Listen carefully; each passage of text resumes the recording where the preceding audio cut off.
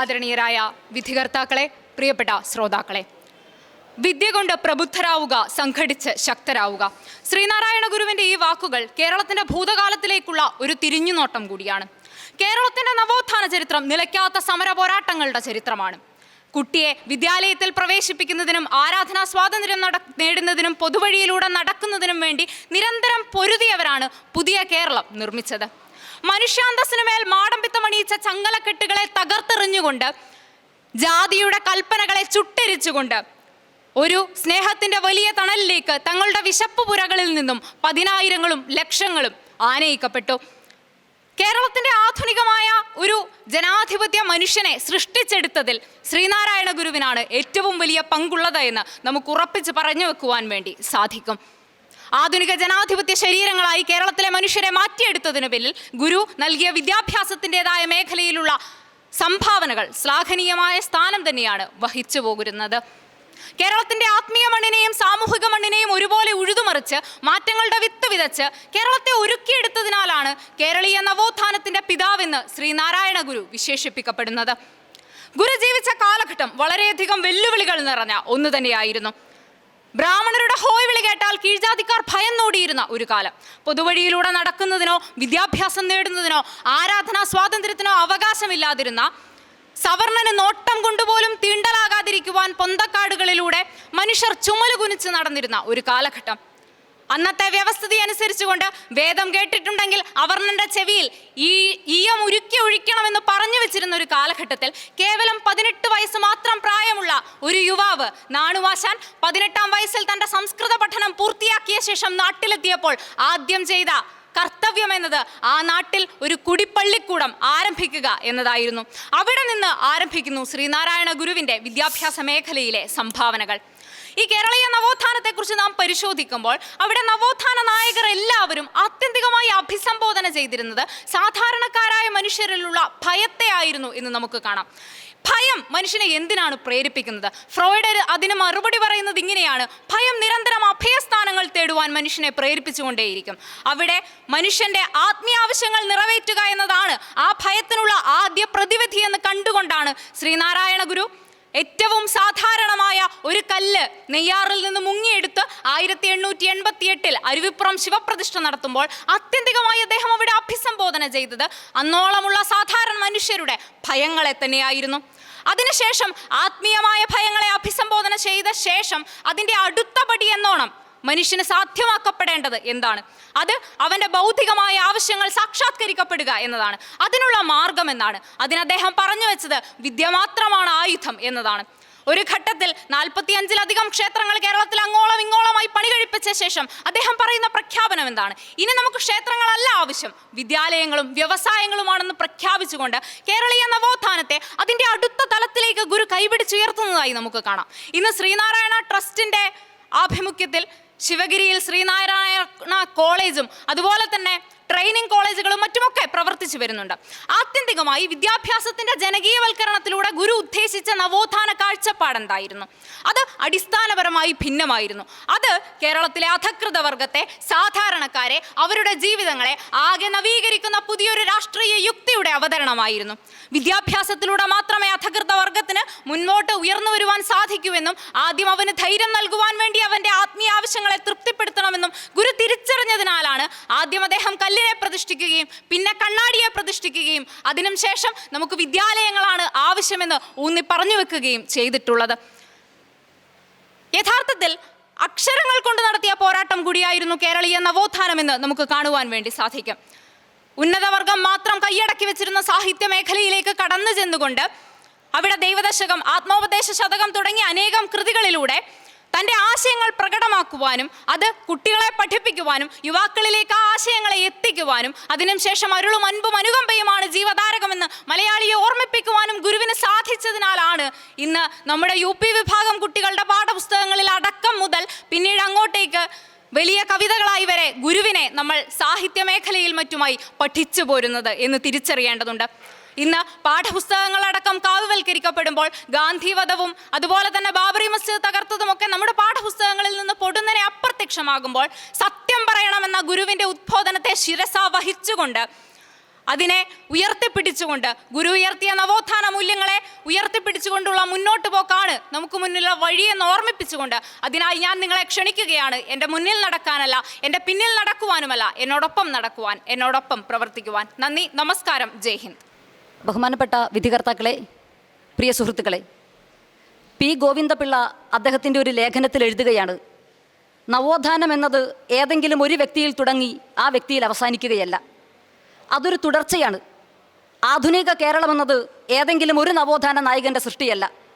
നവോത്ഥാന മൂല്യങ്ങൾ വെച്ച് പുലർത്തിയ ഒരുപാട് മഹത് വ്യക്തിത്വങ്ങൾ പല കാലഘട്ടങ്ങളിൽ നടത്തിയ പരിശ്രമങ്ങളുടെ ആകെത്തുകയാണ് ആധുനിക കേരളം എന്ന് പറയുന്നത്. അങ്ങനെ കേരളത്തെ ആധുനിക കേരളമാക്കി മാറ്റിയ നവോത്ഥാന നായകരിൽ ഏറ്റവും പരമപ്രധാനമായ ഒരു സ്ഥാനം ശ്രീനാരായണ ഗുരുദേവൻ അർഹിക്കുന്നുണ്ട് എന്നുള്ള കാര്യത്തിൽ ചരിത്രകാരന്മാർക്കിടയിൽ രണ്ടഭിപ്രായമില്ല. എണ്ണിയാൽ തീരാത്തത്ര മുനിവര്യന്മാരുടെയും സ്വാമിമാരുടെയും സന്യാസിമാരുടെയും നാടാണ് ഇന്ത്യ എന്ന് പറയുന്നത്. അവർക്കിടയിൽ ആരാധനാ സ്വാതന്ത്ര്യം നിഷേധിക്കപ്പെട്ടവർക്ക് വേണ്ടി ആരാധനാലയങ്ങൾ ഉണ്ടാക്കിയും വിദ്യ നിഷേധിക്കപ്പെട്ടവർക്ക് വേണ്ടി വിദ്യാലയങ്ങൾ ഉണ്ടാക്കിയും ഒരു ജനതയെ ആത്മീയമായും അതേസമയം തന്നെ ഭൗതികമായും ഉയർത്താൻ ശ്രമിച്ചു എന്നുള്ളിടത്താണ് ശ്രീനാരായണ ഗുരു വ്യത്യസ്തനായി മാറുന്നത്. ശ്രീനാരായണ ഗുരു ജീവിച്ചിരുന്ന കേരളം ജാതീയതയുടെ ഏറ്റവും സങ്കീർണമായ ഒരു കാലഘട്ടമാണ്. മനുഷ്യരുടെ അന്തസ്സും അവർ തമ്മിലുള്ള അകലവും ജാതിയുടെ അടിസ്ഥാനത്തിൽ നിർണ്ണയിക്കപ്പെട്ടിരുന്ന കേരളം, വിദ്യാഭ്യാസത്തിനോ സ്വത്ത് ആർജിക്കാനോ അവർണർക്ക് അവകാശമില്ലാതിരുന്ന കേരളം, അവർണ സ്ത്രീകളെ മാറുമറയ്ക്കാൻ പോലും അനുവദിക്കാത്ത മനുഷ്യത്വ വിരുദ്ധതയുടെ കേരളം, തൊട്ടുകൂടാത്തോർ തീണ്ടിക്കൂടാത്തോർ ദൃഷ്ടിയിൽപ്പെട്ടാലും ദോഷമുള്ളോർ കെട്ടില്ലാത്തോർ തമ്മിലുണ്ണാത്തോർ, അങ്ങനെ ഒട്ടല്ലഹോ ജാതി കോമരങ്ങളെന്ന് ദുരവസ്ഥയിൽ കുമാരനാശാൻ വിശദീകരിക്കുന്ന കേരളം. അക്കാലത്തെ കേരളത്തിലെ ജാതീയതയുടെ സങ്കീർണതയും തീവ്രതയും പി ഭാസ്കരൻ ഉണ്ണിയുടെ 19-ാം നൂറ്റാണ്ടിലെ കേരളം പോലെയുള്ള പുസ്തകങ്ങൾ വളരെ ആധികാരികമായി പറഞ്ഞു വെക്കുന്നുണ്ട്. അത് കേരളത്തിൽ വിദ്യാലയങ്ങളില്ലാത്ത കാലമല്ല. കേരളത്തിൽ വിദ്യാലയങ്ങളുണ്ട്, പക്ഷേ പൊതുവിദ്യാലയം എന്ന സങ്കല്പം കേരളത്തിലില്ല. ഇവിടെ വിദ്യാഭ്യാസം എന്ന് പറയുന്നത് സവർണന് മാത്രമായി സംവരണം ചെയ്യപ്പെട്ടിരിക്കുകയായിരുന്നു. അവർണൻ വേദം കേട്ടാൽ, അവർണൻ സംസ്കൃതം കേട്ടാൽ അവൻ്റെ ചെവിയിൽ ഈയം ഉരുക്കി ഒഴിക്കണമെന്ന കിരാതമായ ആചാരം നിലനിന്നിരുന്ന കേരളമാണ്.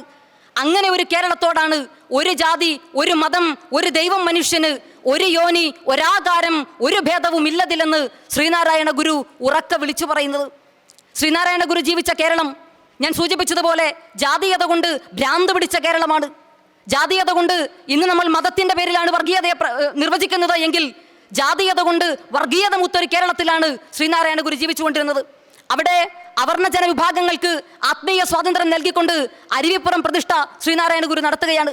അരുവിപ്പുറം പ്രതിഷ്ഠയ്ക്ക് ശേഷം കാരമുക്കിൽ ദീപം പ്രതിഷ്ഠിച്ചും മുരുക്കുംപുഴയിൽ സത്യം, ധർമ്മം, ദയാ, ശാന്തി എന്നെഴുതിയ ഫലകം പ്രതിഷ്ഠിച്ചും കളവങ്കോവ് ക്ഷേത്രത്തിൽ കണ്ണാടി പ്രതിഷ്ഠിച്ചും ഏറ്റവും ഒടുവിൽ ഇനി നമുക്ക് വേണ്ടത് ദേവാലയങ്ങളല്ല വിദ്യാലയങ്ങളാണ് എന്ന് പ്രഖ്യാപിച്ചുകൊണ്ട് വിഗ്രഹങ്ങളിൽ നിന്നും അക്ഷരങ്ങളിലേക്ക് എത്തിച്ചേരുന്ന ഒരു വലിയ സാമൂഹിക മുന്നേറ്റമാണ്, സാമൂഹിക വിപ്ലവമാണ് കേരളത്തിൻ്റെ മണ്ണിൽ ശ്രീനാരായണ ഗുരു നടത്തി കാണിച്ചിട്ടുള്ളത്. ജാതി വേണമെന്ന് ശഠിച്ച ഒരു തലമുറയോട് വിദ്യാഭ്യാസത്തിലൂടെ ജാതിയിൽ നിന്നും മുക്തി നേടണമെന്നാണ് ശ്രീനാരായണ ഗുരു പറഞ്ഞുകൊണ്ടിരുന്നത്. ഇംഗ്ലീഷ് വിദ്യാഭ്യാസത്തിൻ്റെ പ്രാധാന്യത്തെക്കുറിച്ച് സംസാരിച്ചുകൊണ്ട് വരാനിരിക്കുന്ന കാലത്തിൻ്റെ മാറ്റങ്ങളെ ഉൾക്കൊള്ളണമെന്ന് പറഞ്ഞ ക്രാന്തദർശിയായ പരിഷ്കർത്താവിൻ്റെ പേരാണ് ശ്രീനാരായണ ഗുരു എന്ന് പറയുന്നത്. കൃഷിയെയും വ്യവസായത്തെയും വിദ്യാഭ്യാസത്തെയും തമ്മിൽ ബന്ധിപ്പിക്കുന്ന തൊഴിലധിഷ്ഠിത വിദ്യാഭ്യാസത്തിൻ്റെ പ്രാധാന്യത്തെക്കുറിച്ച് പറഞ്ഞുകൊണ്ട് ശ്രീനാരായണ ഗുരു ഒരു പുത്തൻ ദിശാബോധം അക്കാലത്ത് തന്നെ കേരള സമൂഹത്തിന് നൽകാൻ വേണ്ടി ശ്രമിക്കുന്നുണ്ട്.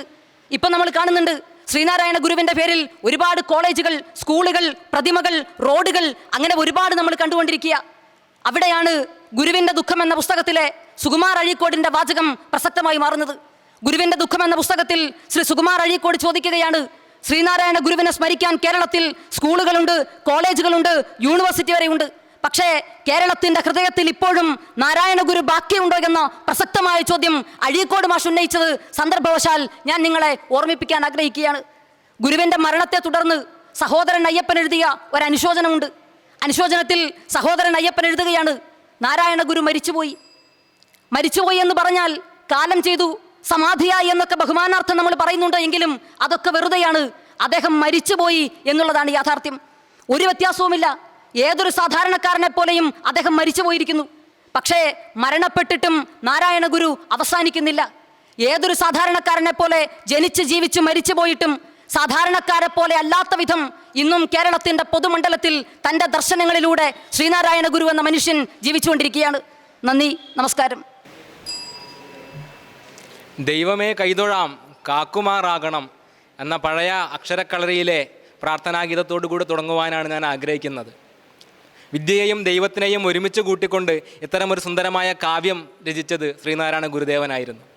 കേരളത്തിൻ്റെ വിദ്യാഭ്യാസ ചരിത്രത്തിൽ ശ്രീനാരായണ ഗുരുവിൻ്റെ സംഭാവനകളെന്ന് പറഞ്ഞു നോക്കുമ്പം കൃത്യമായിട്ട് അവലോകനം ചെയ്യുകയാണെങ്കിൽ വലിയ സംഭാവന നമുക്ക് പറയാൻ വേണ്ടി ഇന്നത്തെ സാഹചര്യത്തിൽ സാധിക്കുകയില്ല. കാരണം ഇന്ന് കേരളത്തിലടക്കം ഇന്ത്യയിലെ എല്ലാ മേഖലയിലും കോഠാരി കമ്മീഷൻ്റെ പഠനത്തിൻ്റെ ഭാഗമായിട്ടുണ്ടായിരുന്ന വിദ്യാഭ്യാസ നയത്തിലൂടെയാണ് കേരളത്തിലെയും ഇന്ത്യയിലെയും വിദ്യാഭ്യാസ നയങ്ങൾ രൂപീകരിക്കപ്പെട്ടിട്ടുള്ളത്. പിന്നീട് ഇപ്പോൾ നിലവിൽ നമ്മുടെ രാജ്യം കടന്നുകൊണ്ടിരിക്കുന്നത് NEP 2020 ന്യൂ എഡ്യൂക്കേഷൻ പോളിസി 2020 എന്ന് പറയുന്ന ആ ഒരു പദ്ധതിയിലൂടെയാണ് നമ്മുടെ വിദ്യാഭ്യാസ സമ്പ്രദായം എപ്പോഴും പോയിക്കൊണ്ടിരിക്കുന്നത്. അപ്പോൾ അതിൽ നാരായണ ഗുരുവിൻ്റെ പ്രസക്തി എന്താണെന്ന് ചോദിക്കുമ്പം തീർച്ചയായും രണ്ടും വ്യത്യസ്തമായ രണ്ട് കാഴ്ചപ്പാടുകൾ നമുക്ക് കാണാൻ വേണ്ടി സാധിക്കുക. നാരായണ ഗുരു എപ്പോഴും ദൈവമേ കൈതൊഴാം കാക്കുമാറാകണം, ദൈവത്തിൽ അധിഷ്ഠിതമായ വിദ്യാഭ്യാസ സമ്പ്രദായത്തിൻ്റെ ഒരു ആചാര്യനായിരുന്നു നാരായണ ഗുരു എന്ന് പറയുന്നത്. എന്നാൽ നമ്മുടെ വിദ്യാഭ്യാസ സമ്പ്രദായം ഇന്ന് സംബന്ധിച്ചിടത്തോളം കാലം നമ്മുടെ ദൈവത്തിൽ നിന്ന് മാറിക്കൊണ്ട് മാനുഷികതയിലും അതുപോലെ തന്നെ മനുഷ്യൻ്റെ മൂല്യങ്ങളിലും അധിഷ്ഠിതമായിക്കൊണ്ട് വിദ്യാഭ്യാസ സമ്പ്രദായം എന്നതാണ് നമ്മളെപ്പോഴും മുന്നോട്ട് വയ്ക്കുന്നത്. നമ്മൾ ആലോചിച്ച് നോക്കുമ്പോൾ കാണാൻ വേണ്ടി സാധിക്കും നമ്മുടെ കേരളത്തിലെ അവസ്ഥയിൽ.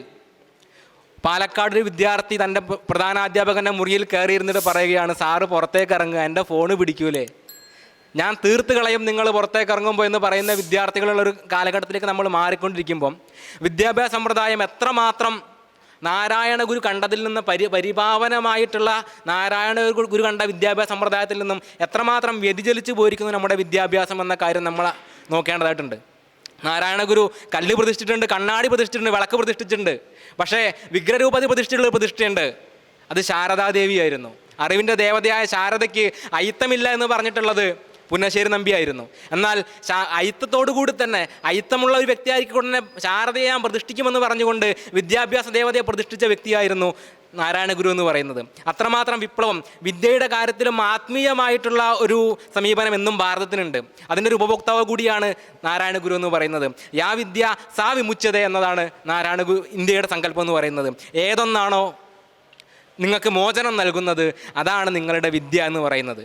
എന്നാൽ ആ രീതിയിലുള്ള വിദ്യാഭ്യാസം നാരായണ ഗുരു വിഭാവനം ചെയ്തിരുന്നു. പക്ഷേ ഇന്നത്തെ നമ്മുടെ കേരളത്തിൻ്റെ വിദ്യാഭ്യാസം എന്ന് പറയുന്നത് ഒരിക്കലും മോചനത്തെ നമുക്ക് പ്രദാനം ചെയ്യുന്നതല്ല, മറിച്ച് കൂടുതൽ കൂടുതൽ കെട്ടുപാടുകൾ ഉണ്ടാക്കുന്ന, കൂടുതൽ ബാന്ധവങ്ങൾ ഉണ്ടാക്കുന്ന, മനുഷ്യനെ കൂടുതൽ ബന്ധിക്കുന്ന വിദ്യാഭ്യാസ സമ്പ്രദായമാണ് നമ്മുടെ നിലവിൽ നമുക്കുള്ളത്. കാരണം ആ വിദ്യയ്ക്കുള്ള ഒരു ആത്മീയമായിട്ടുള്ള ഒരു തലം, നാരായണ ഗുരു വിഭാവനം ചെയ്തിട്ടുള്ള വിദ്യയുടെ ആത്മീയമായ തലം നമുക്ക് എപ്പോഴും ശോഷിച്ചു പോയിരിക്കുന്നു. നാരായണ ഗുരുവിന് LLB ഉണ്ടായിരുന്നില്ല, പക്ഷേ UDHRനേക്കാളും മനുഷ്യൻ്റെ അവകാശങ്ങൾ എന്താണെന്ന് നാരായണ ഗുരു അറിയുമായിരുന്നു. അദ്ദേഹത്തിന് BCom എക്കണോമിക്സ് ഉണ്ടായിരുന്നില്ല, പക്ഷേ വ്യവസായങ്ങളിലൂടെ മാത്രമേ നാട് വളരൂ എന്നതിനെ അറിയാമായിരുന്നു. അദ്ദേഹത്തിന് പൂണൂലുണ്ടായിരുന്നില്ല, പക്ഷേ പൂണൂല് ഒരു സമുദായത്തിന് അത്യാവശ്യമല്ല എന്നറിയാനുള്ള ജ്ഞാനം അദ്ദേഹത്തിന് ഉണ്ടായിരുന്നു. അദ്ദേഹം സ്കൂളിൽ കാര്യമായിട്ട് പോയിട്ട് പഠിച്ചിട്ടുണ്ടായിരുന്നില്ല, പക്ഷേ സ്കൂളിൽ പോവാതെയും കിട്ടാവുന്നതാണ് അറിവ് എന്ന ജ്ഞാനം അദ്ദേഹത്തിനുണ്ടായിരുന്നു. ആ രീതിയിൽ തത്വബോധത്തിൻ്റെ മനസ്സിൻ്റെ ഉള്ളിൽ നിന്ന് ഉയർന്നു വരുന്ന ഒരു ജ്ഞാനം ഉണ്ടല്ലോ, ആ ജ്ഞാനത്തെയാണ് നാരായണ ഗുരു എന്നും ഉപാസിച്ചിട്ടുള്ളത്. ഓമെന്ന് തൊട്ടൊരു കോടി മന്ത്രപ്പൊരുൾ താനെന്നറിഞ്ഞ് കൊണ്ടാട് പാമ്പേ, പേയും പിണവും നിറയും ചുടുകാട് വാഴും പരമ്പൊരുൾ ആട് പാമ്പേ, പുള്ളിത്തോലണിയും പൂമേനിയൻ ഉള്ളിൽ കളിക്കുമെന്ന് ആട് പാമ്പേ എന്ന് പറഞ്ഞുകൊണ്ട് ദൈവസങ്കല്പത്തിനെ, ശങ്കരൻ്റെ അദ്വൈത സങ്കല്പത്തെ പച്ച മലയാളത്തിൽ പറഞ്ഞുകൊണ്ട് നിന്റെ ദൈവം നീ തന്നെയാണ് എന്ന് പറയുന്ന നാരായണ ഗുരുവിൻ്റെ സങ്കല്പം നമ്മുടെ വിദ്യാഭ്യാസ സമ്പ്രദായത്തിൽ ഒരിക്കലും ഇല്ല. അല്ലെങ്കിൽ ഞാൻ സ്ഥാപിച്ചത് ഈഴവ ശിവനെയാണെന്ന് പറഞ്ഞുകൊണ്ട് എനിക്ക് അയിത്തം കൽപ്പിക്കുന്ന ദൈവത്തിന് ഞാനും അയിത്തം കൽപ്പിക്കുമെന്ന് പറയുന്ന, എൻ്റേതല്ലാത്ത എൻ്റെ അംശങ്ങളില്ലാത്ത ദൈവത്തെ ഞാൻ ആരാധിക്കേണ്ട ആവശ്യമില്ല എന്ന് പറയുന്ന നാരായണ ഗുരുവിൻ്റെ ഒരു ചിന്താഗതി ഉണ്ടല്ലോ. നമുക്ക് കാണാൻ വേണ്ടി സാധിക്കുക അറേബ്യയിലെ പഴയ നാസ്തികനായിട്ടുള്ള അൽ മുഅർറിയിലാണ്. അദ്ദേഹം പറയുന്നുണ്ട്, എനിക്ക് കണ്ണ് കാണുന്നില്ല, ഞാൻ അന്ധനാണ്, അതുകൊണ്ട് തന്നെ ഞാൻ ആരാധിക്കുന്ന ദൈവം കണ്ണുള്ളവനായിട്ട് എനിക്ക് കാണാൻ പറ്റില്ല. അന്ധൻ്റെ ദൈവം എന്നും അന്ധൻ തന്നെ ആയിരിക്കണം. നീ ഈഴവനായിട്ട് നിനക്ക് അയിത്തം കൽപ്പിക്കപ്പെടുന്നുണ്ടെങ്കിൽ നിന്റെ ദൈവത്തിനും ഈഴത്വം കൽപ്പിച്ചുകൊണ്ട് അവനെയും നിനക്കും തമ്മിൽ ഒരു യോജിപ്പുണ്ടാക്കിക്കൊണ്ട് നീ തന്നെ അത് ഓമെന്ന് തൊട്ടുള്ള കോടി മന്ത്രപ്പൊരുൾ നീ തന്നെയാണെന്ന് മനുഷ്യനെ പറഞ്ഞു പഠിപ്പിക്കുന്ന, സ്കൂളുകൾക്ക് അതീതമായിട്ടുള്ള എന്നാൽ വിദ്യാഭ്യാസത്തിൻ്റെ ഏറ്റവും അടിസ്ഥാന ഘടകമായിട്ടുള്ള ഒരു കാര്യമുണ്ട്. വിദ്യാഭ്യാസത്തിനെ കുറിച്ച് പറഞ്ഞുകൊണ്ട് ഞാൻ നിർത്തുകയാണ്. ആചാര്യാത് പാദമാദത്തെ പാദം ശിഷ്യസമേതയ പാദം സബ്രഹ്മചാരിഭ്യോ പാദം കാലക്രമേണ എന്ന് വിദ്യയിൽ പറയുന്ന വലിയൊരു ശ്ലോകമുണ്ട്. ആചാര്യന് നിന്ന് ലഭിക്കുന്നത് വിദ്യയുടെ കാല് മാത്രമാണ്. മറ്റൊരു പാദഭാഗം നമുക്ക് കിട്ടുന്നത് കൂടെ പഠിക്കുന്ന സഹപാഠികളിൽ നിന്നാണ്. മറ്റൊരു പാദഭാഗം നമുക്ക് കിട്ടുന്നത് നമ്മൾ ചിന്തിച്ചുകൊണ്ട് നമ്മുടെ സ്വന്തം അധ്യായത്തിലൂടെയാണ് അവസാനിക്കുന്ന ഒരു കാൽഭാഗമുണ്ട്. ആ കാൽഭാഗം കാലക്രമേണയെ കിട്ടുകയുള്ളൂ. ഗുരുദേവൻ്റെ വിദ്യാഭ്യാസ സങ്കല്പത്തിൻ്റെ പൂർണ്ണത ഉൾക്കൊള്ളുവാൻ ഇന്നും നമ്മുടെ സമുദായത്തിന് ആയിട്ടില്ല. കാലക്രമേണ സാധിക്കുമെന്ന് മാത്രം പ്രതീക്ഷ അർപ്പിച്ചുകൊണ്ട് നിർത്തുന്നു. ജയ് ഹിന്ദ്. വാദിക്കുവാനും ജയിക്കുവാനും വേണ്ടിയല്ല, അറിയുവാനും അറിയിക്കുവാനും വേണ്ടിയാണ് ഓരോ സംവാദങ്ങളും തുടരേണ്ടതെന്നും നടക്കേണ്ടതും എന്ന മൂല്യബോധത്തിൽ നിന്ന് നമുക്ക് തുടങ്ങാം. ഏറ്റവും പ്രിയപ്പെട്ട ജനാധിപത്യ വിശ്വാസികളെ, ഞാൻ നിങ്ങളെ ഇപ്പോൾ അടയാളപ്പെടുത്തിയത് ജനാധിപത്യ വിശ്വാസികളെ എന്നാണ്. നമ്മുടെ നാടിനകത്ത് ഈ ജനാധിപത്യം എന്ന് പറയുന്ന വാക്കിന് പോലും ഇടമില്ലാത്ത, മതനിരപേക്ഷത മൂല്യങ്ങൾക്ക് കുറിച്ച് പോലും ചർച്ച ചെയ്യുവാൻ കഴിയാത്ത ഒരു കാലഘട്ടമുണ്ടായിരുന്നു. 18-ാം നൂറ്റാണ്ടിലും 19-ാം നൂറ്റാണ്ടിലും ഇന്ത്യയുടെ സമകാലീന രാഷ്ട്രീയ സാഹചര്യങ്ങളിൽ നിന്നും എത്രയേറെ വ്യത്യസ്തമായിരുന്നു അക്കാലഘട്ടത്തിൽ നിലനിന്നിരുന്നതെന്ന് ചരിത്ര പുസ്തകങ്ങളെ അടയാളപ്പെടുത്തലിൽ നിന്ന് നമുക്ക് മനസ്സിലാവും. മനുഷ്യനെ ജാതിയുടെയും മതത്തിൻ്റെയും വർഗത്തിൻ്റെയും നിറത്തിൻ്റെയും വർണ്ണത്തിൻ്റെയും പേര് പറഞ്ഞുകൊണ്ട് ഭിന്നിപ്പിച്ചിരുന്ന കാലഘട്ടമായിരുന്നില്ലേ അത്? മനുഷ്യനെ എങ്ങനെയെല്ലാം ഭിന്നിപ്പിക്കാമോ, ഉയർന്ന ജാതിക്കാരൻ താഴ്ന്ന ജാതിക്കാരൻ എന്ന് അടയാളപ്പെടുത്തി ഭിന്നിപ്പിപ്പിൻ്റെ വേദികളിലെല്ലാം അവരെ ഭിന്നിപ്പിക്കുകയും, ഉയർന്ന ജാതിക്കാരൻ നാടിനകത്തുള്ള എല്ലാ അവകാശങ്ങൾ ലഭിക്കുമ്പോൾ താഴ്ന്ന ജാതിക്കാരൻ ഇതാ മനുഷ്യത്വത്തിൻ്റെ മൂല്യങ്ങൾ പോലും കിട്ടാതെ പിടിച്ചു കിടക്കുന്നൊരു പട്ടിയെ പോലും തിരഞ്ഞു നോക്കാത്ത തരത്തിലേക്ക് അടിമത്തത്തിൻ്റെ താഴ്വരയിലേക്ക് അവരെ ചവിട്ടിത്താഴ്ത്തിയ കാലഘട്ടമായിരുന്നില്ലേ അത്? ആ കാലഘട്ടത്തിൽ നിന്നും ഇന്ന് നമ്മളിപ്പോൾ കൂടിയിരിക്കുന്ന ഈ ജനുവരി മാസം ഉണ്ടല്ലോ, 2025 ജനുവരി മാസം 20-ാം തീയതിയിലേക്ക് 25-ാം തീയതിയിലേക്ക് വരെ നമ്മൾ എത്തി നിൽക്കുമ്പോൾ എങ്ങനെയാണ് നമ്മുടെ നാടിനകത്തേക്കുള്ള ഈ മൂല്യങ്ങൾ മാറി മറഞ്ഞത്? എങ്ങനെയാണ് ഇപ്പോൾ നമ്മുടെ നാടിനകത്തേക്ക് ജനാധിപത്യത്തെക്കുറിച്ച് സംവദിക്കാൻ, മതനിരപേക്ഷതയെക്കുറിച്ച് പറയുവാൻ, നവോത്ഥാന മൂല്യങ്ങളെക്കുറിച്ച് നമ്മളെക്കുറിച്ച് ചർച്ച ചെയ്യുവാൻ പോലും സാധിച്ചതെന്ന് ചോദിച്ചാൽ, ശ്രീനാരായണ ഗുരുവിനെ പോലെയുള്ള ഐതിഹാസികമായ പോരാട്ടങ്ങൾ നടത്തിയ നവോത്ഥാന നേതാക്കന്മാരുടെ ത്യാഗത്തിൻ്റെ പുറത്ത്, അവർ നടത്തിയ പോരാട്ടങ്ങളുടെ പുറത്താണ് നവോത്ഥാനപരമായ ജനാധിപത്യ മൂല്യങ്ങളുള്ള കേരളം ഇന്ന് പടുത്തുയർത്തിയിരുന്നത്.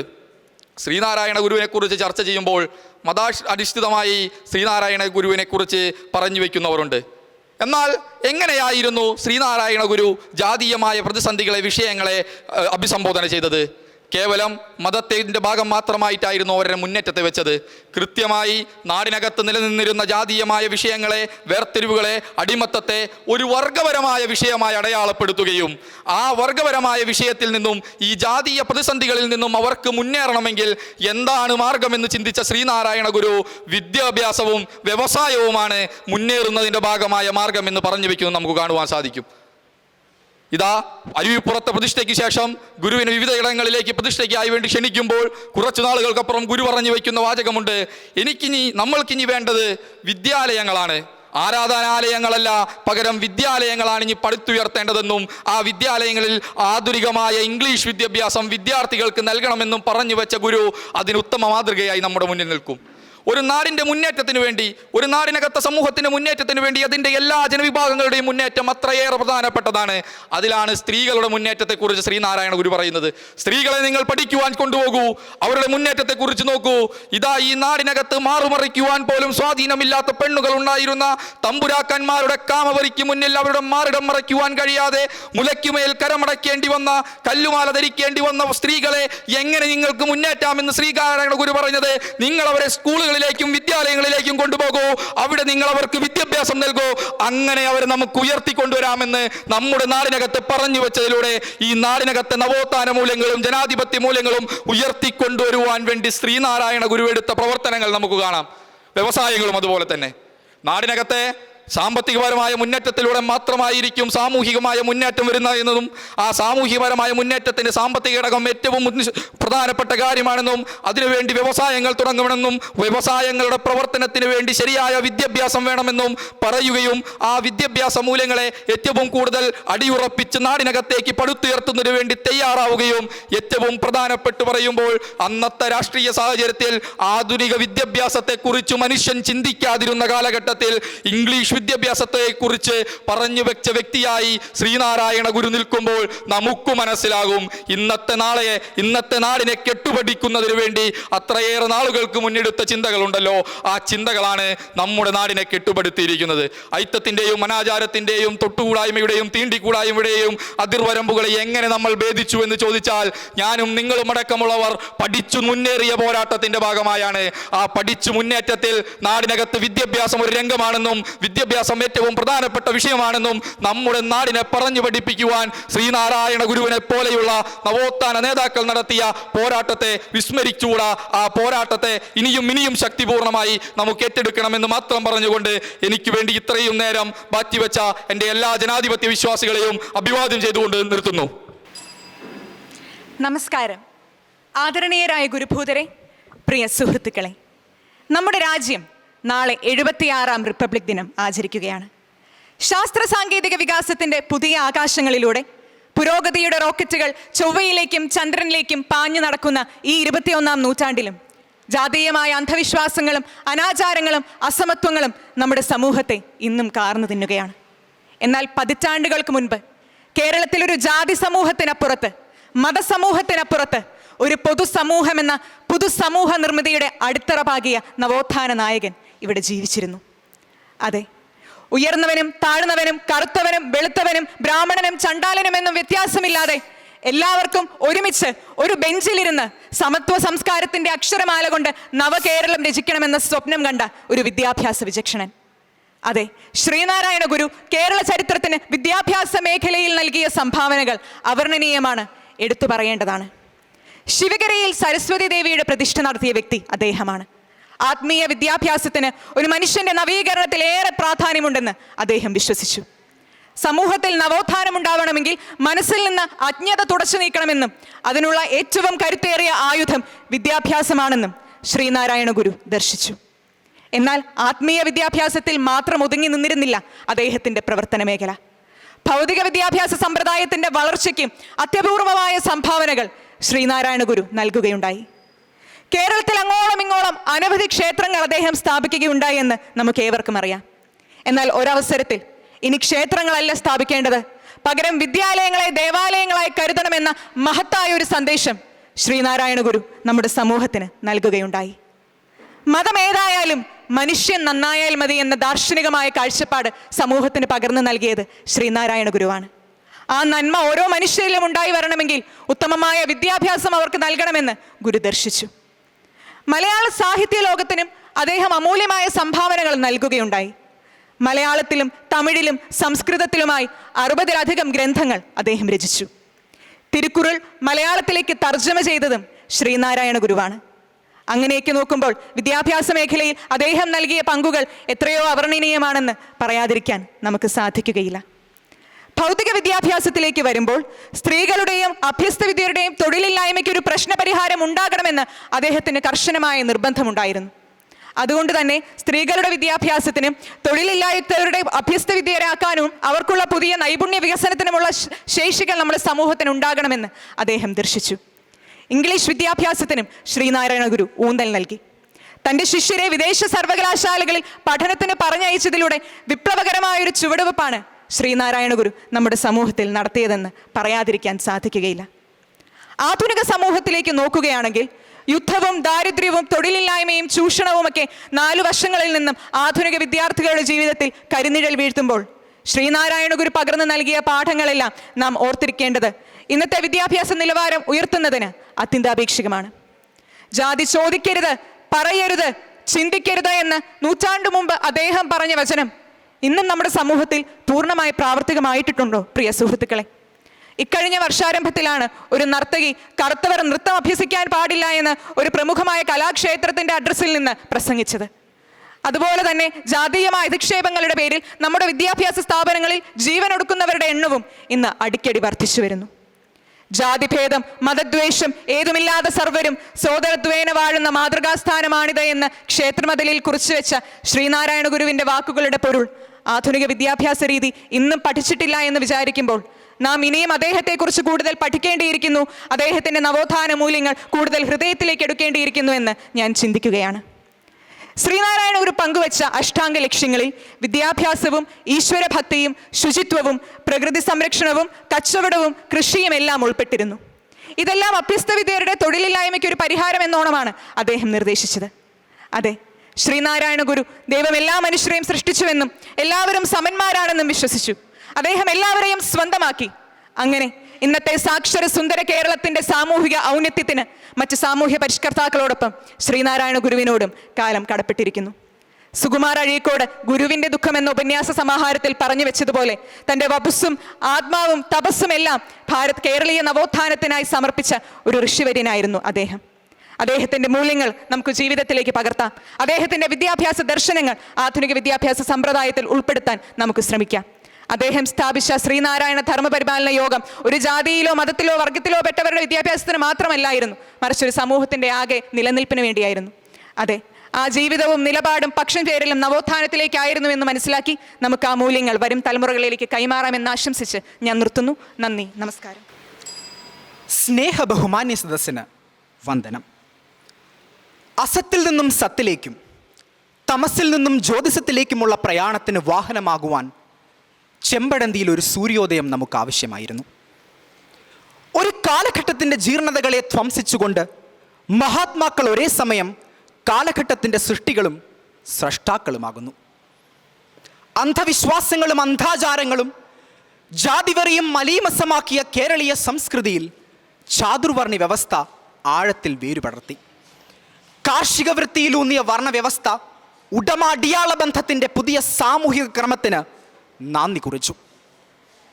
സാഹിത്യരചനകൾ ആസ്വദിക്കുവാനോ സംസ്കൃതം അഭ്യസിക്കുവാനോ അടിസ്ഥാന വിദ്യാഭ്യാസം നേടുവാനോ പോലുമുള്ള അവകാശം നിഷേധിച്ച സമൂഹത്തിൽ മുലക്കരം, മീശക്കരം, തലക്കരം, വരക്കരം എന്നിങ്ങനെ നീളുന്നു സാമ്പത്തിക ചൂഷണങ്ങൾ. പെരുത്ത നൂറ്റാണ്ടിലിടയ്ക്കൊരിക്കലി മരുപ്പറമ്പാം ഉലകത്തിൽ ഈശ്വരൻ ഒരുറ്റ വൃക്ഷത്തെ നടുന്നു പാന്തരായി വരുന്നവർക്കായി തണൽമുറ്റമേകുവാൻ. ചെമ്പഴന്തിയിലെ നാരായണന്റെ ഒരു സഹസ്രാബ്ദത്തിൻ്റെ നവോത്ഥാന നായകന്റെ പിറവി നൂറ്റാണ്ടുകൾക്ക് മധ്യത്തിൽ നട്ട കൽപ്പവൃക്ഷമായി വർണ്ണിക്കുകയാണ് വള്ളത്തോൾ. മതം, സദാചാരം, വിദ്യാഭ്യാസം, വ്യവസായം എന്നിങ്ങനെ സാമൂഹിക നവോത്ഥാനത്തിൻ്റെ ശ്രദ്ധാകേന്ദ്രങ്ങളെ ഗുരുദേവൻ 4 പ്രധാന സ്തംഭങ്ങളായി തിരിച്ചു. ഇവയിൽ വിദ്യാഭ്യാസത്തിന് പ്രഥമ സ്ഥാനം നൽകി അലങ്കരിച്ചു.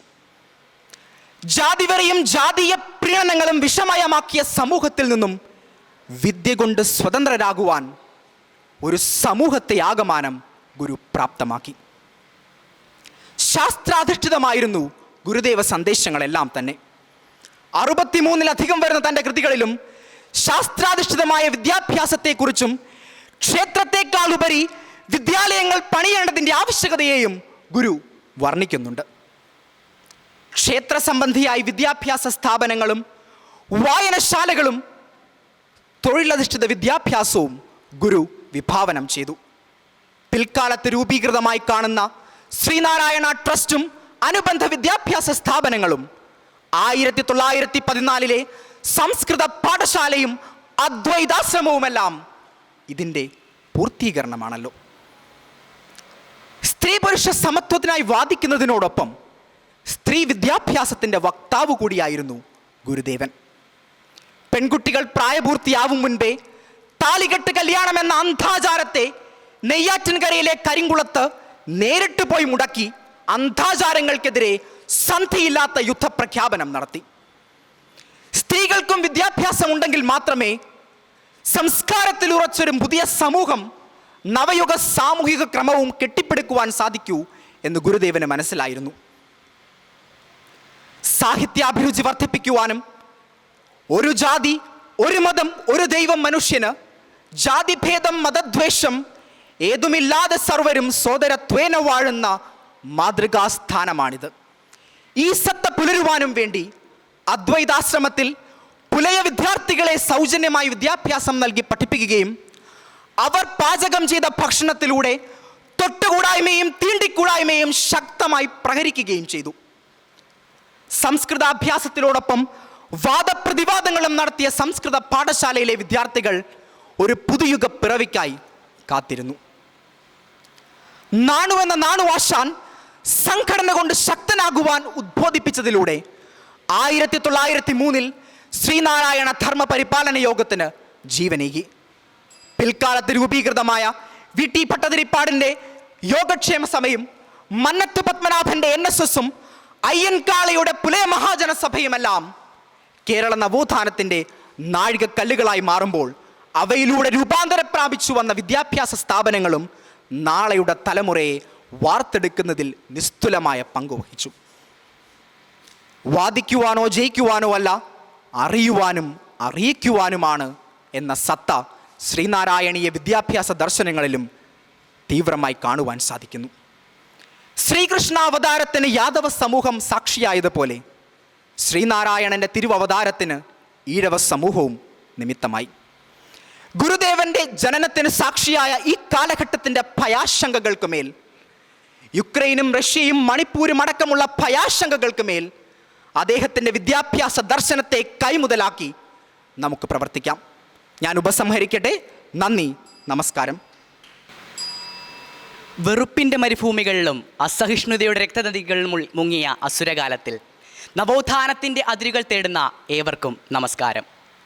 അരുതുകളുടെ ഒരു കാലത്ത് അരിവുകളിലേക്ക് മാറ്റി നിർത്തപ്പെട്ട ഒരു കൂട്ടം മനുഷ്യർ മുഖ്യധാരയിലേക്ക് ഇറങ്ങി വരികയും നിങ്ങളുടെ അരുതുകളിലല്ല ഞങ്ങൾ ജീവിക്കേണ്ടത് എന്ന് ഉറക്കെ പ്രഖ്യാപിച്ചുകൊണ്ട് സമൂഹത്തെ പുരോയാനത്തിലേക്ക് നയിച്ച ഉത്പതിഷ്ണുക്കളായ നവോത്ഥാന നായകന്മാരിൽ അദ്വിതീയമായ സ്ഥാനം വഹിക്കുന്ന വ്യക്തിയാണ് ശ്രീനാരായണ ഗുരു. അതുകൊണ്ട് തന്നെ കേരള നവോത്ഥാന ചരിത്രത്തിൽ ശ്രീനാരായണ ഗുരുവിൻ്റെ വിദ്യാഭ്യാസ മേഖലയിലെ പങ്കും പ്രസക്തിയും എന്ന വിഷയവും കാലിക പ്രസക്തമാണ്. ജാതികോപനങ്ങൾ ഉറഞ്ഞു തുള്ളിയിരുന്ന 19-ാം നൂറ്റാണ്ടിലെ കേരളത്തെ വിദ്യ കൊണ്ട്, വിദ്യാഭ്യാസം കൊണ്ട് ജാതി ശരീരങ്ങളിൽ നിന്നും മനുഷ്യ ശരീരങ്ങളിലേക്കും പിന്നീട് മതേതര ശരീരങ്ങളിലേക്കും ജാതി മതവർഗവർണ്ണ വ്യത്യാസമില്ലാത്ത ശരീരങ്ങളിലേക്കും വിദ്യ മാത്രമുള്ള ശരീരങ്ങളിലേക്കും ആനയിക്കുവാൻ സാധിച്ചത് ശ്രീനാരായണ ഗുരുവിന് തന്നെയാണ്.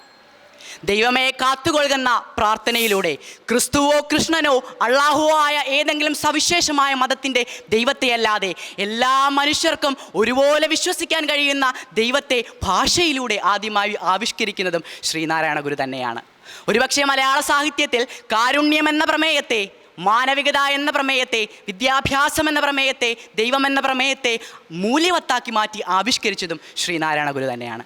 അങ്ങനെയെങ്കിൽ സമൂഹത്തിലെ ചലനങ്ങളെ വിദ്യാഭ്യാസ മേഖലയിലൂടെ ശ്രീനാരായണ ഗുരു എങ്ങനെയാണ് ശ്രദ്ധിച്ചത്? സമൂഹത്തിൽ പരക്കുന്ന അന്ധകാരമാകുന്ന ഇരുട്ടിനെ ഇല്ലാതെയാക്കണമെങ്കിൽ തീർച്ചയായും ആവശ്യമായിരിക്കുന്നത് വിദ്യ തന്നെയാണെന്ന്, വിദ്യയാകുന്ന ആയുധമാണെന്ന് തിരിച്ചറിഞ്ഞതുകൊണ്ടാണ് പള്ളിക്കൂടങ്ങൾ പണിതുകൊണ്ട് സമൂഹത്തെ നവീകരിച്ചുകൊണ്ട് അദ്ദേഹം മുന്നേറിയത്.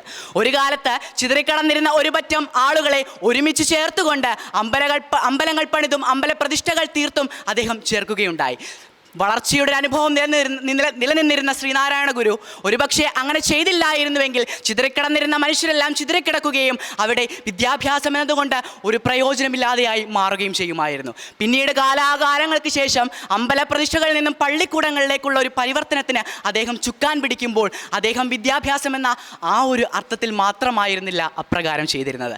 മറിച്ച് തൊട്ടുകൂടായ്മയുടെയും തീണ്ടിക്കൂടായ്മയുടെയും ഇരുണ്ട കാലഘട്ടമായിരുന്ന ആ കാലഘട്ടത്തിൽ വിദ്യാലയത്തിലേക്ക് വരുന്ന ഓരോ വിദ്യാർത്ഥികളും ഒരുമിച്ചിരിക്കുന്നതിനും തൊട്ടുകൂടായ്മയുടെയും തീണ്ടിക്കൂടായ്മയുടെയും പൈശാചികമായ വശങ്ങളെ ഇല്ലാതെയാക്കുകയും അവിടെ മനുഷ്യർ ജനിക്കുകയും ചെയ്യുമെന്ന ആ ഒരു ഉത്തമ ബോധ്യം കൊണ്ടാണ് അദ്ദേഹം അങ്ങനെ ചെയ്തിട്ടുണ്ടായിരുന്നത്. ഒരുപക്ഷെ ഇന്ത്യയുടെ രാഷ്ട്രപിതാവായ ഗാന്ധിജിക്ക് പോലും ഉത്തേജകമാകത്തക്ക രീതിയിൽ വാർത്താ വിദ്യാഭ്യാസ പദ്ധതിക്ക് ഉത്തേജകമാകത്തക്ക രീതിയിലേക്ക് മാറിയതും ശ്രീനാരായണ ഗുരുവിൻ്റെ ഇത്തരത്തിലുള്ള വിദ്യാഭ്യാസ ദർശനങ്ങൾ തന്നെയായിരുന്നു. ആരാണ് ശ്രീനാരായണ ഗുരു?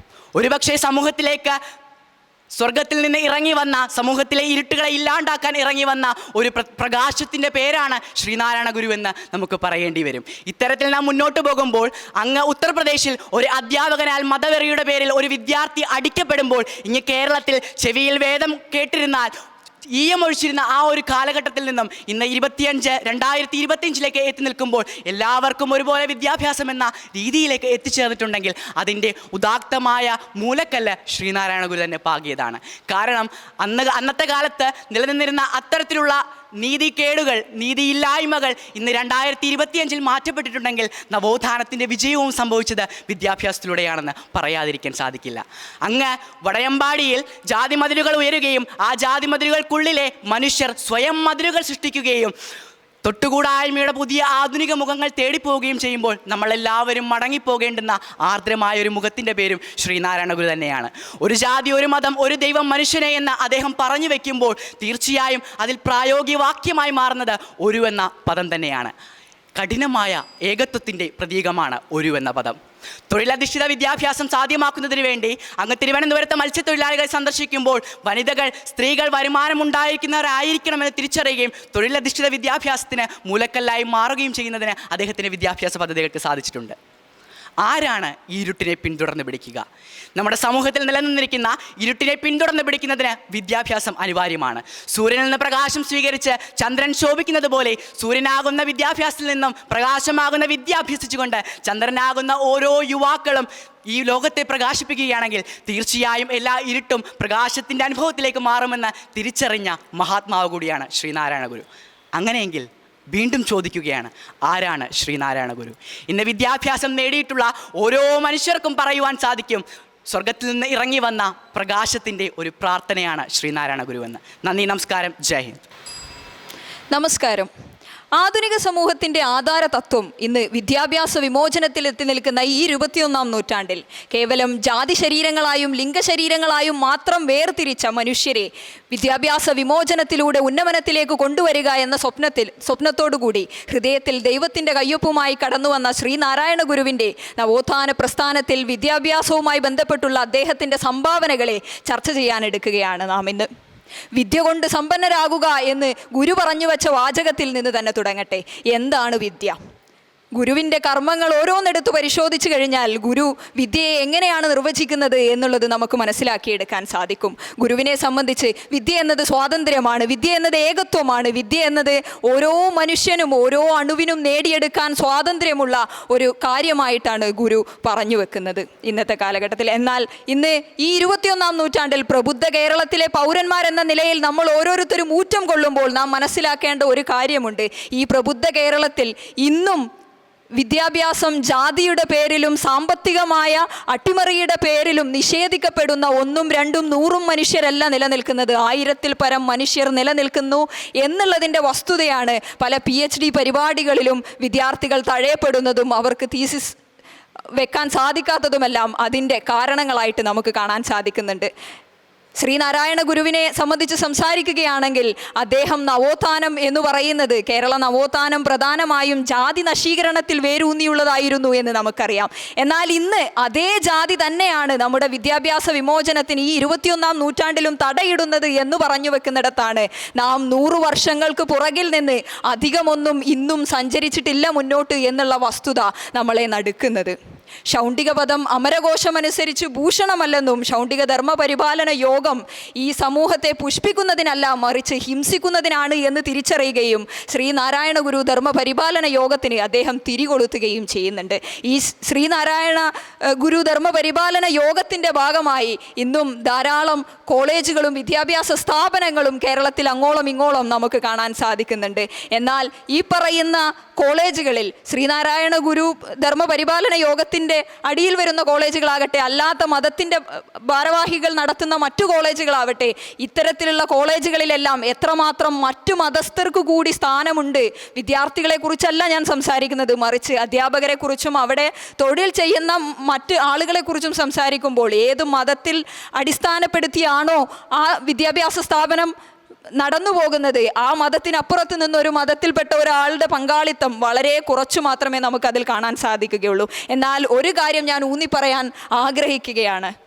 ഗുരുവിൻ്റെ മതം ഏകത്വമാണ്, ഗുരുവിൻ്റെ മതം മനുഷ്യ സ്നേഹമാണ്. അതാണ് ഗുരു മുന്നോട്ട് വെച്ച പാഠവും. ഇനി 19-ാം നൂറ്റാണ്ടിലെ ആരംഭത്തിലാണ് നവോത്ഥാനം ഇന്ത്യയിൽ ഉടലെടുക്കുന്നത്. കേരളത്തിൽ പ്രധാനമായും പറയുകയാണെങ്കിൽ മാറുമറക്കൽ സമരത്തോടു കൂടിയാണ് നാം നവോത്ഥാന പ്രസ്ഥാനത്തിലേക്ക് ചുവടെടുത്ത് വെക്കുന്നത് എന്നുള്ളത് നമുക്കറിയാം. ഈ മാറുമറക്കൽ സമരത്തിൽ നിന്ന് തുടങ്ങുന്ന സ്ത്രീയുടെ പോരാട്ടത്തെ അദ്ദേഹം വിദ്യാഭ്യാസത്തിലൂടെ വിമോചനത്തിലേക്ക് കൊണ്ടുവരാൻ കൈപിടിച്ചുയർത്തുകയാണ് ഗുരു ചെയ്തത്. ഗുരുവിൻ്റെ പേരിൽ കേരളത്തിലെ മലയാളത്തിലെ അല്ലെങ്കിൽ സംസ്കൃതത്തിലേക്ക് തന്നെ ധാരാളം എഴുത്ത് സംഭാവനകൾ ഉണ്ടായിട്ടുണ്ട്. ഗജേന്ദ്രമോക്ഷം എഴുതിയ, വിവേകാനന്ദ അഷ്ടകം എഴുതിയ, എന്തിനേറെ പറയുന്നു ഭദ്രകാളി അഷ്ടകം എഴുതിയ, ലോകത്തിൻ്റെ തന്നെ പ്രാർത്ഥനയായ ദൈവദശകം എഴുതിയ അഹിംസാവൃതേ ശീല എന്ന് തുടങ്ങുന്ന അഹിംസാവൃതം ശീലമാക്കിയവരുടെ അടുത്തേക്ക് ഹിംസ്ര ജന്തുക്കൾ പോലും അഹിംസാലുക്കളായി കടന്നു വരും എന്ന് പറഞ്ഞു വെക്കുന്ന തൻ്റെ അടുക്കലേക്ക് എത്തുമ്പോൾ എൻ്റെ ഉള്ളിലെ ജാതീയതയെ ഞാൻ തുടച്ചു കളഞ്ഞു എന്ന് സാക്ഷാൽ മഹാത്മാഗാന്ധിയെ കൊണ്ടുപോലും പറയിപ്പിക്കുന്ന അത്തരത്തിൽ ഒരു മനുഷ്യൻ്റെ അടുത്ത് അത്തരത്തിലൊരു മഹാനുഭാവൻ വളരെ വലിയ കാര്യങ്ങൾ പറഞ്ഞു വെച്ച് 100 വർഷങ്ങൾക്ക് മുൻപ് നമ്മളിൽ നിന്നും മറഞ്ഞു പോയിട്ടുണ്ടെങ്കിൽ ഇന്ന് ഈ 21-ാം നൂറ്റാണ്ടിലും എത്രമാത്രം നമ്മൾ അദ്ദേഹത്തിൻ്റെ ആശയങ്ങളോട് നീതി പുലർത്തുന്നുണ്ട് എന്ന് ചിന്തിക്കേണ്ടിയിരിക്കുന്നു. ഒരിക്കൽ കൂടി വിദ്യ കൊണ്ട് ശക്തരാകുക എന്ന അദ്ദേഹത്തിൻ്റെ വാചകം തന്നെ മുന്നോട്ട് വെച്ചുകൊണ്ട് ഞാൻ എൻ്റെ വാക്കുകൾ ഉപസംഹരിക്കുന്നു. നന്ദി, നമസ്കാരം. ഏറെ ബഹുമാനവും ആദരവുകളും നിറഞ്ഞ വിധികർത്താക്കൾ, സ്നേഹധന്യരായ ശ്രോതാക്കളെ, എല്ലാവർക്കും നമസ്കാരം. കൂമൻ പള്ളിയിലെ രാമൻ പിള്ളയുടെ കൊടി പള്ളിക്കൂടം, അവിടെ ഉപരിപഠനത്തിന് വന്ന നാണു എന്ന ഈഴവ ബാലൻ നമ്പൂതിരി കുട്ടികൾക്ക് വേണ്ടി തയ്യാറാക്കിയ മരപ്പലകയിൽ കയറിയിരുന്നു. ജനനം മുതൽ കുത്തിവെക്കപ്പെട്ട ജാതീയതയുടെ ഉഗ്രവിഷം ചീറ്റിക്കൊണ്ട് മേൽജാതിക്കാരായ സഹപാഠികൾ അവനോട് എഴുന്നേറ്റ് പോകാൻ ആജ്ഞാപിച്ചു. ആജ്ഞാനുസൃതം അവിടെ നിന്ന് എഴുന്നേറ്റ് നാണു ജാതിക്രമമനുസരിച്ച് തൻ്റെ ഇരിപ്പിടമായ മെടന്ന ഓലയിൽ ചെന്നിരുന്നു. വിജയഭാവത്തോടെ തന്നെ നോക്കുന്ന സഹപാഠികളോട് പുഞ്ചിരിച്ചുകൊണ്ട് അവൻ ചോദിച്ചു, ഇനി പറ, ശ്വാസം എവിടെ നിന്ന് വലിക്കണം? ഒട്ടും അതിശയോക്തിയില്ലാതെ പറയട്ടെ, ചെമ്പഴന്തിയിലെ വായമ്പാറൽ വീട്ടിൽ മാടനാശാൻ്റെയും ഭാര്യ കുട്ടിയമ്മയുടെയും 4 മക്കളിൽ 4ാമനായി ജനിച്ച നാരായണനായിരുന്നു അത്. പിൽക്കാലത്ത് കേരളക്കര ഒന്നടങ്കം ഗുരു എന്ന് ഭവ്യതയോടെ വിളിച്ച ശ്രീനാരായണ ഗുരു. കറുപ്പിനോടുള്ള വെറുപ്പും കപട സന്യാസത്തിൻ്റെ ജൽപ്പനങ്ങളും അന്തരീക്ഷത്തിൽ പതഞ്ഞു പൊങ്ങുന്ന വർത്തമാനത്തിൽ കേരള ജനതയ്ക്ക് മാനവികതയുടെ അകക്കാമ്പുകളെ തുറന്നു കാണിച്ചു കൊടുത്ത ഗുരുവെന്ന നവോത്ഥാന നായകൻ ചർച്ചാ വിധേയനാകുന്നത് കാലോചിതമാണ്. പ്രിയമുള്ളവരെ, മനുസ്മൃതിയുടെയും ശങ്കരസ്മൃതിയുടെയും നിയമങ്ങളിൽ കുടുങ്ങിക്കിടന്നിരുന്ന വർണ്ണവ്യവസ്ഥ അതിരൂക്ഷമായിരുന്ന 19-ാം നൂറ്റാണ്ടിലെ തിരുവിതാംകൂറിലേക്കാണ് ശ്രീനാരായണ ഗുരു ഭൂജാതനാകുന്നത്. സ്വാമി വിവേകാനന്ദൻ പിൽക്കാലത്ത് ഭ്രാന്താലയം എന്ന് വിളിച്ച ഈ നാട്ടിൽ യാതൊരുവിധ മനുഷ്യാവകാശങ്ങളും ഇല്ലാത്ത താഴ്ന്ന ജാതിക്കാർ എന്നൊരു സമൂഹത്തെ ബ്രാഹ്മണർ സൃഷ്ടിച്ചെടുത്തിരുന്നു. അവർക്ക് ആരാധനയ്ക്ക് അനുവാദമില്ല, വിദ്യ നുകരാൻ അനുവാദമില്ല, ഉടുക്കാനും ഉണ്ണാനും അവകാശമില്ല. അവർക്ക് ഇവരെ ആര് രക്ഷിക്കും എന്ന ചിന്ത പലപ്പോഴായിട്ട് സദാ അലട്ടിയിരുന്ന ഗുരു സ്വയം സമർപ്പിക്കുകയായിരുന്നു. ആത്മീയമായ മുന്നേറ്റവും വിദ്യാഭ്യാസപരമായ മുന്നേറ്റവും അവർക്ക് വേണമെന്ന് സദാ ചിന്തയിലൂടെ ഗുരുവിൻ്റെ മനസ്സിൽ അലയടിച്ചു കൊണ്ടേയിരുന്നു. അരുവിപ്പുറത്ത് ആരാധനാ സ്വാതന്ത്ര്യം നിഷേധികൾക്കെതിരെ ഗുരു നടത്തിയ ക്ഷേത്ര പ്രതിഷ്ഠയിലൂടെ തന്നെ ഗുരുവിൻ്റെ നവോത്ഥാന മുന്നേറ്റം അരങ്ങേറുകയായിരുന്നു. ക്ഷേത്ര പ്രതിഷ്ഠയ്ക്കു ശേഷം ഗുരു അവിടെ ഇങ്ങനെ എഴുതി വെക്കുന്നുണ്ട്: ജാതിഭേദം മതദേശം ഏതുമില്ലാതെ സർവരും സോദരേദ്യന വാഴുന്ന സ്ഥാനമാണിത്. നമുക്കറിയാം, ഗുരുവിനെ പോലെയുള്ള ആളുകൾ വന്നില്ലായിരുന്നുവെങ്കിൽ ഒരുപക്ഷെ വിദ്യാഭ്യാസ രംഗത്ത് നമ്മൾ ഒരുപാട് താഴ്ന്നു പോയിരുന്നു. ഇന്ന് ഗുരുവിനെ പേരുള്ള യൂണിവേഴ്സിറ്റികൾ നമുക്ക് കാണാൻ കഴിയുന്നുണ്ട്. ആയിരക്കണക്കിന് വിദ്യാർത്ഥികൾ അങ്ങോളം ഇങ്ങോളം ഗുരുവിൻ്റെ നാമധേയത്തിൽ പഠിച്ചുകൊണ്ടിരിക്കുന്നുണ്ട്. ആരായിരുന്നു ഗുരു? വൈക്കം സത്യാഗ്രഹ കാലത്ത് SNDP യോഗത്തിൻ്റെ നേതാവായിരുന്ന KM കേശവൻ ഗുരുവിനെ കാണാൻ വന്നപ്പോൾ അവിടെ നടക്കുന്ന മിശ്രഭോജനത്തെ പറ്റി ഇങ്ങനെ പറഞ്ഞു: നായരും നമ്പൂതിരിയും പുലയനും തുടങ്ങി എല്ലാ ജാതിക്കാരും ഒരുമിച്ചിരുന്ന് പാകം ചെയ്യുന്നു, എല്ലാവരും ഒരു നിലയിലിരുന്ന് ഭക്ഷണം കഴിക്കുന്നു.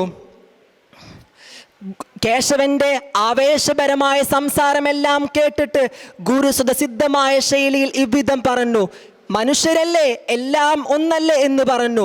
ജാതിവെറി പൂണ്ട മൃഗങ്ങളെ മനുഷ്യനാക്കുന്നതിലും വലിയ നവോത്ഥാനമൊന്നും ഗുരു ചെയ്തിട്ടില്ല എന്നാണ് ഞാൻ കരുതുന്നത്. ഗോബ്രാഹ്മണേഭ്യ ശുഭമസ്തു നിത്യം ലോകാ സമസ്ത സുഖിനോ ഭവന്തു. പശുവിനും ബ്രാഹ്മണനും സുഖമായാൽ ലോകത്തിന് തന്നെ സുഖമായി എന്ന ശാന്തി മന്ത്രം ഉടവിച്ചതിൽ നിന്ന് അപരവന് സുഖത്തിനാചരിക്കുന്നതെല്ലാം അപരന് സുഖത്തിനായി വരണമെന്ന് ഗുരു പാടിവെച്ചു. ഗുരുവിനെ ഓർക്കുന്ന മനോഹരമായ ഈ സദസ്സിൽ മുച്ചൂടം മുന്നേറും നിന്നൊപ്പമെത്തിയില്ലല്ലോ അച്ചൂണ്ടുവരൽ പോലും ഞങ്ങൾ എന്ന വൈലോപ്പിള്ളി മാഷിൻ്റെ വരികൾ നിങ്ങൾക്ക് സമർപ്പിച്ചുകൊണ്ട് ഞാൻ എൻ്റെ വാക്കുകൾ ഉപസംഹരിക്കുന്നു. നന്ദി, നമസ്കാരം.